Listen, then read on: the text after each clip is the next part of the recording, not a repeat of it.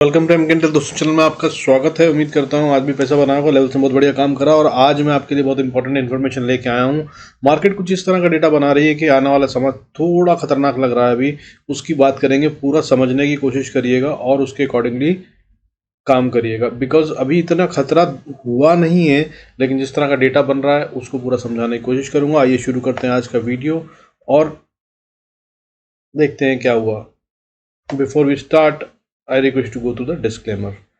जरूरत हो तो वीडियो को पॉज कर पढ़ें। देखिए, आज जो था गेम बहुत बड़ा नहीं था। निफ्टी के अंदर और बैंक निफ्टी के अंदर में टॉप शेयरों में बहुत ज़्यादा गेम हुआ नहीं है, लेकिन हाँ गिरने वाले शेयरों में ही हुआ है। और इन्फोसिस और HCL टेक और TCS और बजाज फाइनेंस और रिलायंस मेन लूजर्स थे, जिन्होंने बहुत बड़ा हिट दिया निफ्टी को, और उसकी वजह से हम रेड में बंद हुए हैं अच्छे खासे। हालांकि बहुत सारे शेयर गिर भी रहे थे, बट बहुत सारे शेयरों ने आज 52 वीक हाई भी बनाया है।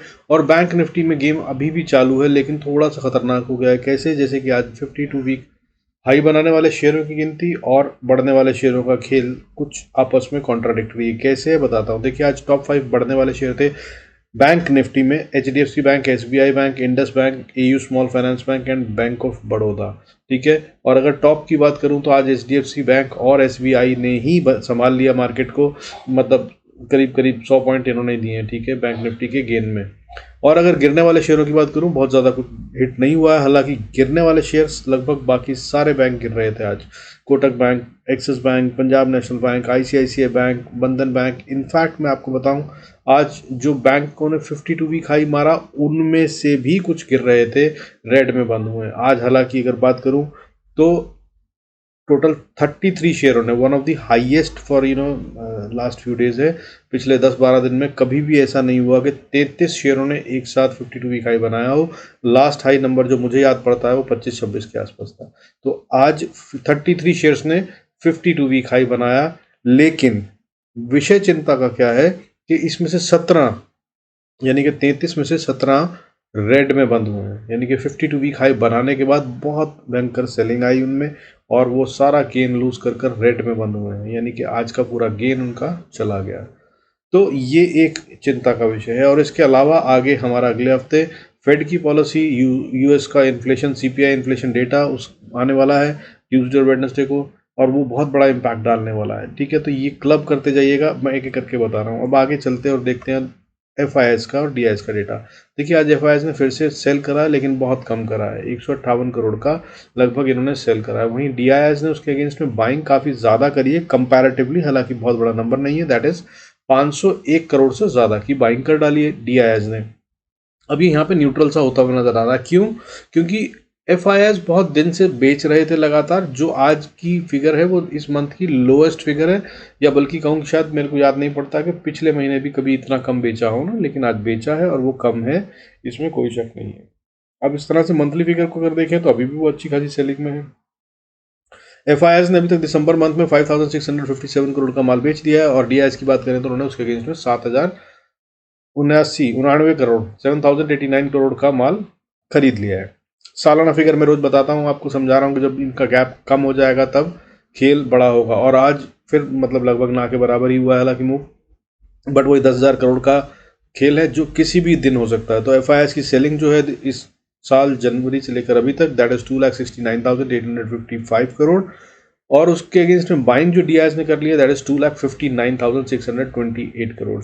अब ये बहुत नज़दीक आ चुका है और बड़ा गेम तो होना है। लेकिन अभी जो डेटा बन रहा है उसके हिसाब से दिसंबर मंथ या एटलीस्ट 19 तारीख तक मुझे दिख रहा है, टाइम साइकिल को देखने के बाद मैंने फैन लगाया था, गैन फैन, तो उसके हिसाब से ये अब 19 तारीख तक कोई खेल करते हुए नजर नहीं आ रहे हैं। और जिस तरह का वॉलेटिलिटी इंडेक्स बना हुआ है, काफ़ी लो चल रहा है आज, हालांकि बढ़कर बंद हुआ है 13.48 पर। और अगर हम बात करें विद द गेन ऑफ 0.6 के 0.6% का गेन, उसके बावजूद ये खतरनाक नहीं है।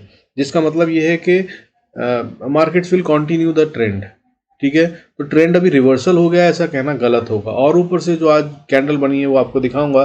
जो कैंडल है वो इनसाइडर कैंडल है, अभी आज कुछ भी डिसाइड हुआ नहीं है। हालांकि दिखाया ये गया है कि हम डर गए, और मैंने भी कल जो लेवल दिया था वो टूट गया है, दैट वाज 18,550। मैंने आपको बताया था कि बहुत क्रूशल और इम्पोर्टेंट लेवल है।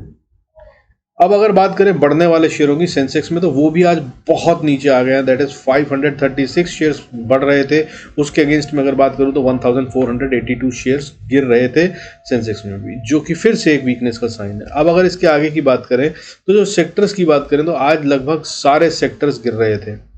सिर्फ एफएमसीजी, फार्मा और बैंक्स में भी प्राइवेट बैंक्स चले हैं, एचडीएफसी बैंक और एसबीआई चला है, बाकी सब गिर रहे थे। ठीक है, लगभग सारे गिर रहे थे, तो कुछ भी नहीं था जो आज चल रहा था।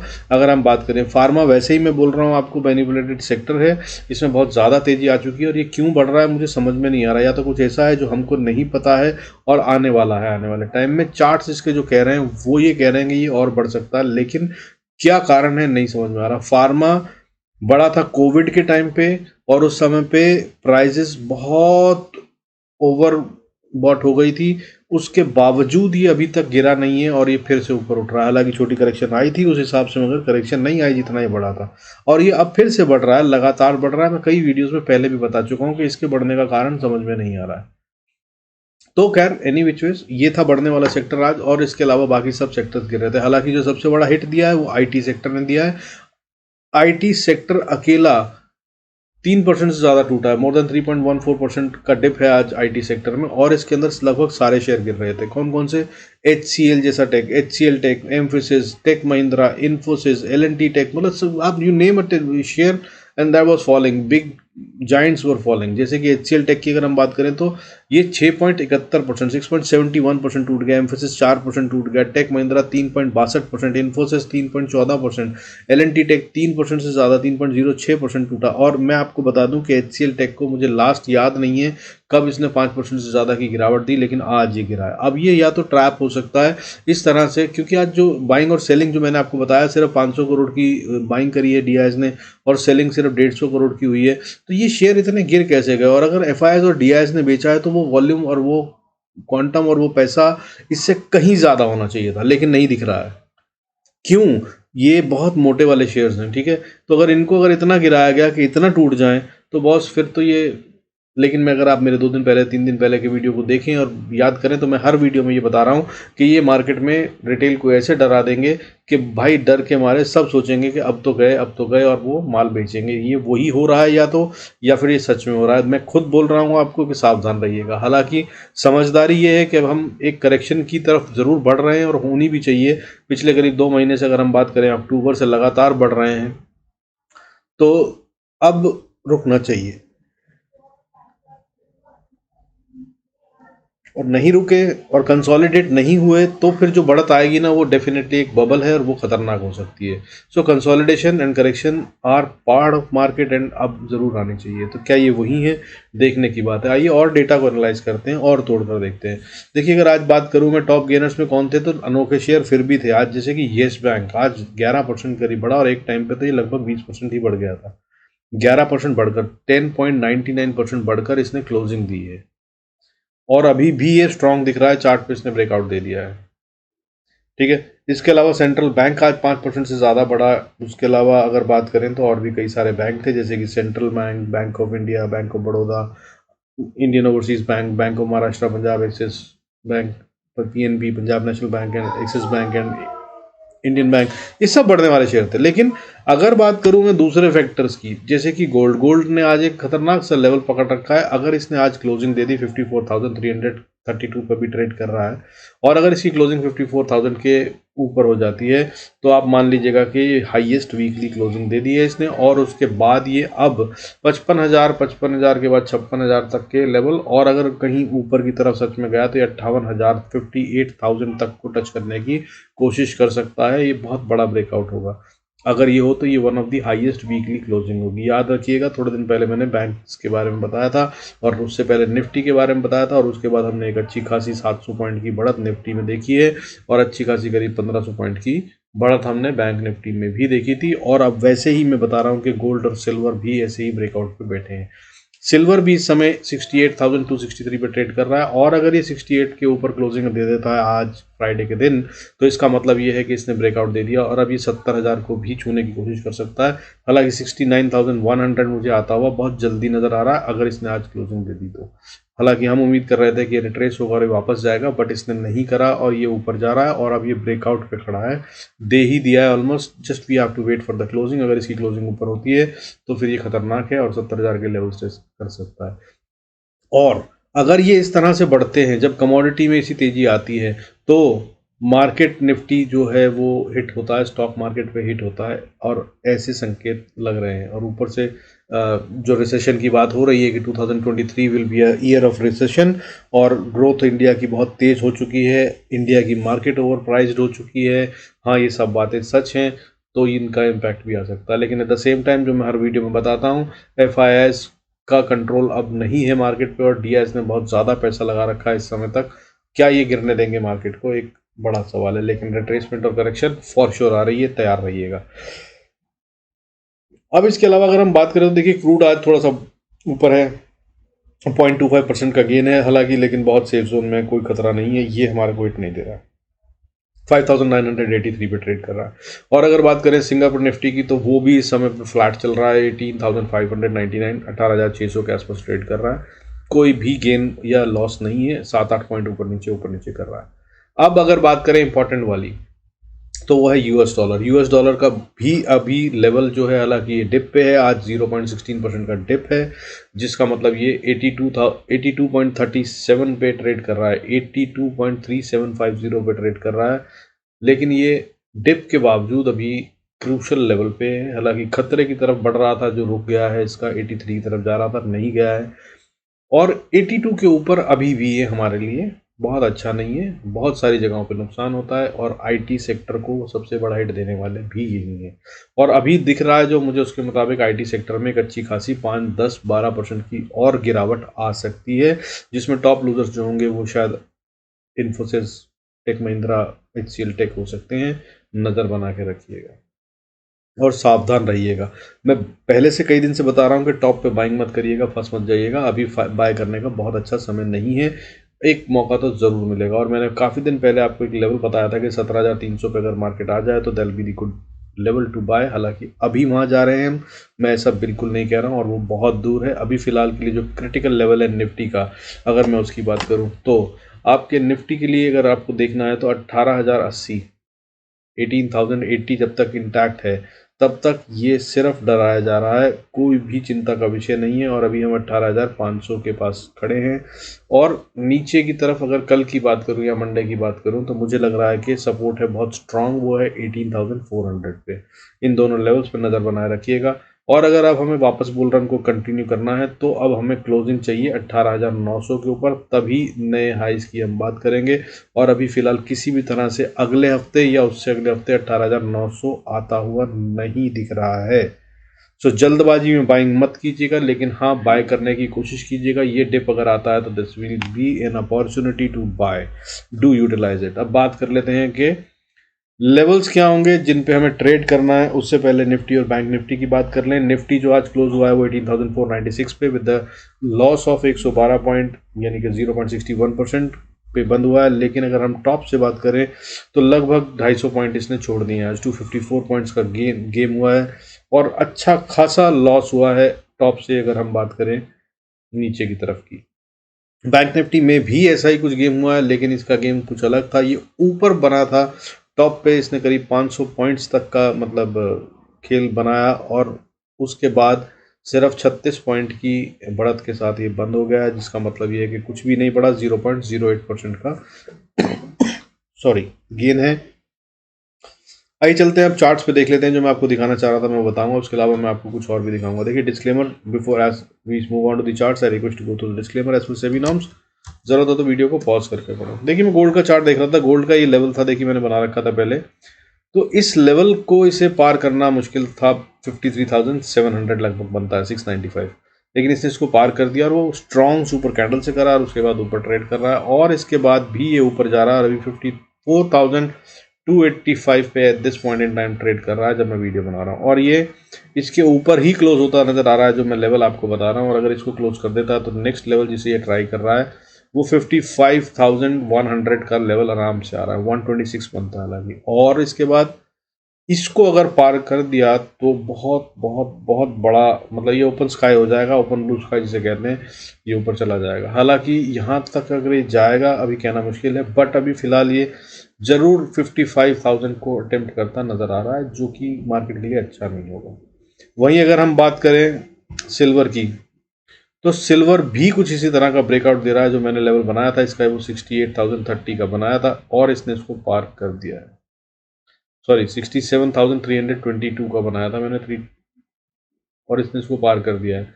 नीचे से सुपर कैंडल है, और अगर इसको हम बड़ा कर दें तो ये उसके ऊपर बंद हो रहा है। ये है वीकली चार्ट्स, ठीक है। और इसके ऊपर अगर ये बंद हो जाता है इस वीक, तो ये फिर अगले लेवल्स को, जो कि 69,950 तक का लेवल है और 70,200 300 के लेवल तक को टेस्ट कर सकता है, which will be a very very negative for stock markets. But ये करेक्शन, फिर बता रहा हूँ, will be a final opportunity to buy those who missed the opportunity. जब नीचे था तो अब जो फॉल आएगा वो बाय करना। लेवल्स मैं आपको कई बार बता चुका हूँ, बाकी आगे भी बात करेंगे। आइए चलते हैं चार्ट्स पे और देख लेते हैं क्या करना। देखिए, अगर मैं बात करूँ इसकी निफ्टी 50 की, तो निफ्टी 50 का भी चार्ट मैं आपको दिखा देता हूँ। इनफैक्ट इस पे आपको ज़्यादा अच्छा दिखेगा। इसको देख के अगर आप समझेंगे तो ये निफ्टी 50 पे अभी कुछ डिसाइड नहीं हुआ है, मैं कह रहा था, तो वो इसलिए कि आप इसको देख लीजिए। ये है इनसाइडर कैंडल बोलते हैं इसको, अगर आप जानते हैं कॉन्सेप्ट को। तो ये जो है अभी डिसाइड नहीं हुआ है गेम, ठीक है। इसने जो बनाया है सब कुछ, वो सब कुछ वो है जो इसको अभी कुछ भी कहना गलत होगा कि इसने कुछ कर दिया है, यानी कि अपने हाई और लो के बीच में ही है ये। और इसका मतलब ये है कि अभी जिन्होंने पैसा लगाया था वो हारे नहीं है, और अभी ये दोबारा वापस आएंगे कि नहीं, ये कहना मुश्किल है। लेकिन एट द सेम टाइम जो ये पैटर्न बना है ये बियरिश है, और इसको एनगल्फिंग पैटर्न कहते हैं। ये वीकली चार्ट पे बता रहा हूँ। डेली चार्ट पे बात करें तो डेली चार्ट पे ये बैठा है इस समय 20 VMA पे, वॉल्यूम मूविंग एवरेज होती है ये। और ये बहुत इंपॉर्टेंट फैक्टर है। जब जब इसको मार्केट, इसको देख लीजिए आप, ये यहाँ से जब से चला है, कब से, 17 अक्टूबर से लगातार, यानी कि 17,200 300 का लेवल था, इसको इसने यहाँ पे एनगल्फिंग पैटर्न बनाकर ब्रेक कर कर चला था। उसके बाद से इसने इसे ब्रेक नहीं करा। एक बार यहाँ पे नीचे आने की कोशिश करी, छूट गया, फिर यहाँ आया, छुआ, इसने फिर आगे चला गया, and now it is third time it is touching it, और बिल्कुल लाइन पे बंद हुआ है। क्या इसको ब्रेक कर देगा? अगर कर देता है तो एक अच्छा फॉल आ सकता है, ठीक है। तो इस तरह से हर तरह से जो एंगल है, अभी ये सारे कंफर्म नहीं है, फिर बता रहा हूँ आपको। और मुझे अभी भी पूरा उम्मीद और यकीन है कि ये एक ट्रैप है रिटेलर्स को माल बिकवाने के लिए। बट अगर आप खरीदने की जल्दी में है तो मत करिएगा। इतना बता सकता हूँ कि ये एक अच्छा समय नहीं है, क्योंकि ये हो सकता है कि उल्टा भी पड़ जाए। आइए अब बात कर लेते हैं चार्ट पे लेवल्स की, कि क्या करना है मंडे को या अगले हफ्ते के लिए। तो अब इंपॉर्टेंट लेवल्स हैं, उनको नोट कर लीजिए। गेम में आपको सारी समझा चुका हूँ। निफ्टी 50 पे अगर हम बात करें, यानी कि स्पॉट पे, तो साहब देखिए, सबसे पहला इंपॉर्टेंट लेवल जो है रेजिस्टेंस का, ऊपर की तरफ अगर निफ्टी को जाना है तो वह 18,530 का लेवल बनता है। 530 से 550 का लेवल इसे पार करना होगा, और जितनी जल्दी कर ले, अगर मंडे को 530 पार कर लेता है तो ये स्ट्रांग हो गया मान लिया जाएगा, और अगर देर से करता है तो फिर 550 इसे पार करना होगा। और उसके बाद जो नेक्स्ट लेवल क्रिटिकल आता है वो 550 के बाद वो आता है 600 का। 18,600 पे भी एक अच्छी खासी स्ट्रांग रेजिस्टेंस है, और इसके बाद फिर 630 पे, और उसके बाद 18,700 पे भी एक रेजिस्टेंस है। हालांकि इसके बीच में 18,670 भी एक रेजिस्टेंस का काम करेगी। और अगर इसके ऊपर जाते हैं तो फिर 753, और उसके बाद 18,789.90, और उसके बाद 18,850 एक बहुत स्ट्रॉन्ग रेजिस्टेंस है। इसको अभी हम जल्दी पार करते नज़र नहीं आ रहे हैं, मैंने कल भी ये बताया था, और ये अभी याद रखिएगा। आगे काफ़ी दिन तक मुझे लग रहा है कि ये रेजिस्टेंस की तरह काम करेगा, और अच्छा ही होगा अगर यहाँ पे हम कंसोलिडेट करें और फिर ऊपर जाएं। लेकिन क्या नीचे गए तो ये नुकसानदेह भी हो सकता है, तो बाइंग करने की जल्दी में मत रहिएगा। और अगर आपको बहुत ही जल्दी है बाय करने की, तो भी मैं बता दूं, अभी हम 18,493 493 पे हैं, तो आप 18,400 का लेवल देख सकते हैं। यहाँ पर एक अटेम्प्ट ले सकते हैं थोड़ी सी बाइंग करने का। हो सकता है कि मार्केट में अगर ये धोखा आया तो यहीं से वापस बाउंस कर जाए। अब नीचे के लेवल्स की बात कर लेते हैं। अगर नीचे आना है तो निफ्टी को 18,450 अब फाइनल सपोर्ट और स्ट्रॉन्ग एरिया बनता है। इसको इसे ब्रीच नहीं करना चाहिए। अगर इसको इसने ब्रीच कर दिया तो यानी कि पिछले हफ्ते की जो क्लोजिंग एक्सपायरी पे हुई है वो ब्रीच हो जाएगी। इसका मतलब ये है कि ये जो मंथली हमारा गेन होने की उम्मीद है वो पूरी खत्म हो जाएगी, यानी कि ये मंथ पूरा नेगेटिव रहेगा। नज़र बना के रखिएगा। और अगर इसको तोड़ दे तो जैसा मैंने बताया 18,400 420 पे आपको एक बहुत स्ट्रॉन्ग सपोर्ट है। इसको ये एक बारी में नहीं तोड़ेगा ऐसा लग रहा है। और यहाँ पर अगर आए, अगर आपको सच में रिस्क लेना हो तो ये वो एरिया है जहाँ पर आप फर्स्ट अटेम्प्ट ऑफ बाइंग थोड़ा सा कर सकते हैं। यहाँ से वापस बाउंस बैक करने के बहुत चांसेस हैं। और अगर इसके बाद नीचे जाता है तो फिर 18,385 18,348 अगले लेवल होंगे। 348 पे फिर से एक लेवल ऐसा है जिसमें बहुत, अगर इसको गिरना तय कर लिया इसने तो गिरेगा, बट यहाँ पर रुकेगा ज़रूर। और इसको पार करने के बाद फिर छोटी छोटी रेजिस्टेंस, ये सपोर्ट की बात कर रहे हैं हम, छोटी छोटी सपोर्ट जो आती हैं वो 18,270 पे और 270 के बाद 200 पे, फिर उसके बाद 180 146 119 और 18,085 पे अगली सपोर्ट आती है। और 18,085 से लेकर 18,020 या 18,000 ही मान लीजिए, ये वो एरिया होगा जहां पर अगला बाउंस बैक का प्रोबेबिलिटी बनती है। अगर आपको 400 पे खरीदने के बाद नेक्स्ट राउंड ऑफ बाइंग करनी हो तो इस एरिया में कीजिएगा। और अगर इसको तोड़ दे तो उसके बाद फिर 17,970 और उसके बाद 17,913, फिर 17,874 से लेकर 830 का लेवल, और उसके बाद फिर अगली सपोर्ट जो आती है वो 17,790 पे भी छोटी है, इसको भी तोड़ देगा। और इसके बाद जो स्ट्रॉन्ग सपोर्ट आती है वो 17,700 के पास आती है। उसके बाद अगर स्टैगर्ड में आपको अगले हफ्ते में बाइंग करनी हो तो ये वो लेवल होगा जहां पर आप बाय कर सकते हैं। हालांकि इसके बाद जो लेवल आ रहा है वो सीधा 17,700 तक की तरफ दौड़ता हुआ नजर आएगा, लेकिन अगले ही हफ्ते आ जाएगा ऐसा मुझे नहीं लगता है। बाकी की बात मैं अगले वीडियोस में कर ही दूंगा। आपको अगर ज़रूरत हो तो देख सकते हैं और समझ सकते हैं। जैसे जैसे डेटा बनेगा I will keep on updating you. आइए बैंक निफ्टी की बात कर लेते हैं। अगर हम बैंक निफ्टी की बात करें तो देखिए बैंक निफ्टी के अंदर भी अगर हम बात करें डेली चार्ट के अंदर तो आप देखिए इसको, ये हैमर कहलाता है। और अगर हैमर की बात करें तो हैमर का मतलब होता है ट्रेंड का रिवर्सल। अगर इससे पहले बात करें तो यहाँ पे बना था, फिर नीचे आए थे हम, हालांकि उसके बाद फिर वापस बढ़ गए थे। उससे पहले यहाँ पर भी काइंड ऑफ बनाया था, फिर हम ऊपर खुले थे गैप अप के बाद, लेकिन एक बड़ी रेड कैंडल, फिर गैप डाउन, और फिर उसके बाद रिकवरी आई थी। तो अगर हम बात करें तो उस दौरान में हम 43,500 से 42,900 तक आ गए थे, यानी कि करीब 700 पॉइंट का फॉल था, 650 पॉइंट का। तो ये होता है। और हैमर कैंडल स्टिक अगर आप समझते हैं, नहीं तो आप चाहें तो मेरा वीडियो देख सकते हैं, उसके अंदर भी मैंने कोशिश करी समझाने की, you will be able to understand. But bottom line में बता रहा हूँ कि ये कैंडल बहुत बियरिश कैंडल है। हाँ, बहुत हाई प्रोबेबिलिटी है कि बैंक निफ्टी में करेक्शन का दौर शुरू हो जाए यहाँ से। आइए अब लेवल्स की बात कर लेते हैं। अगर तो ऊपर जाना है बैंक निफ्टी को तो सबसे पहली छोटी रेजिस्टेंस जो है वो 43,790 के आस 790 या 43,800 के आसपास आती है। इसको ये पार करेगा तो अगली बड़ी रेजिस्टेंस जो आती है वो 43,850 पे आती है। और मैंने कल भी बताया था यही वो लेवल है और यहीं से ये आज घुमा है। मैंने कल बताया था ये बहुत क्रिटिकल और स्ट्रॉन्ग लेवल है। अगर ये इसको पार कर ले तो फिर हम 44,000 45,000 और आगे बड़े बड़े लेवल्स की बात करेंगे, लेकिन ये अभी इसको पार करता नजर नहीं आ रहा है। तो साफ देख लीजिए आज नहीं हुआ, और यही कमाल है मेरे लेवल्स का। I hope you are enjoying and gaining out of it. और मैंने नीचे में जो लेवल्स बताए थे उसमें मैंने बहुत स्ट्रॉन्ग इंपॉर्टेंट लेवल बताया था 43,339 का, 30-40 का लेवल, कि इसको ये नहीं तोड़ेगा अभी फिलहाल, कम से कम एक बार जरूर बाउंस करेगा अगर आपको बाय करना हो तो। हालांकि ये इस लेवल से थोड़ा सा ऊपर ही वापस बाउंस कर गया है। मैंने 43,330 730 40 का एरिया बताया था और ये 365 से वापस घूम गया।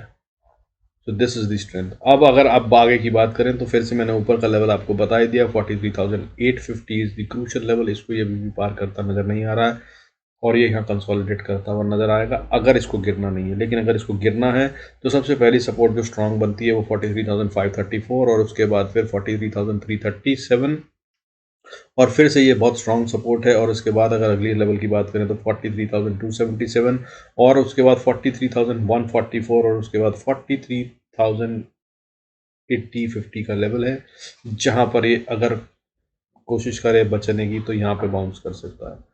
और अगर इसको तोड़ दे, और ये मैं पूरे वीक के लिए बता रहा हूँ, तो इसलिए ध्यान रखिएगा, बड़े लेवल्स बता रहा हूँ।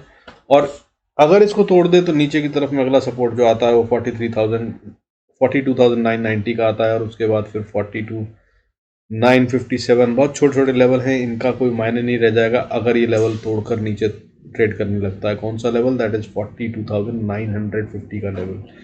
तो इसके बाद छोटी छोटी सपोर्ट्स हैं और ये टूट जाएंगी अगर नहीं हुआ तो। दैट विल बी 42,957 के बाद 42,890, और उसके बाद एक इम्पॉर्टेंट लेवल जो बनता है वो आपका आखिरी सपोर्ट या उम्मीद 42,870 तक आप देख सकते हैं। लेकिन इसको तोड़ने के बाद 42,758, 42,675, फिर 42,600, और उसके बाद असली सपोर्ट जो आती है जहां से फिर बाउंस करने की कोशिश कर सकता है वो 42,460 हो सकता है। हालांकि अगर इसको तोड़ दिया तो फिर अगला लेवल 41,900 तक का लेवल बन जाता है, और अगर इसको तोड़ा तो फिर बहुत सारे आगे के लेवल्स बन जाते हैं। लेकिन ये 41,900 का वो लेवल है जहां से इसको वापस बाउंस बैक कर लेना चाहिए, और इसको अगले वीक तक भी इसको नहीं तोड़ना चाहिए। अगर ये कंसोलिडेट करना चाहता है तो ये वुड बी दी रेंज, इसके अंदर ही ट्रेड करना चाहिए। हालांकि डेटा जिस तरह से बन रहा है वो ये बता रहा है कि दिसंबर के मंथ में हम ऊपर तो नहीं जा रहे हैं और इसको तोड़ सकता है। और इसके बाद की जो सपोर्ट्स हैं अगर हम बात करें तो फिर 40,875 तक के लेवल्स खुल जाएंगे और हम नीचे जा सकते हैं अच्छे से वहां तक के लिए। With this I conclude this video. I hope आप अच्छा पैसा बना रहे होंगे, और ये अगर आप हो तो भाई मेरे वीडियोस जो आपको मैंने बताया अगर आप कनेक्टेड हैं तो उनको जरूर खरीदने की कोशिश करिएगा। LIC वाला शेयर बहुत अच्छा शेयर है, अगर नीचे गिरे तो जरूर खरीदेगा। HDFC बैंक एक अच्छा शेयर हो सकता है।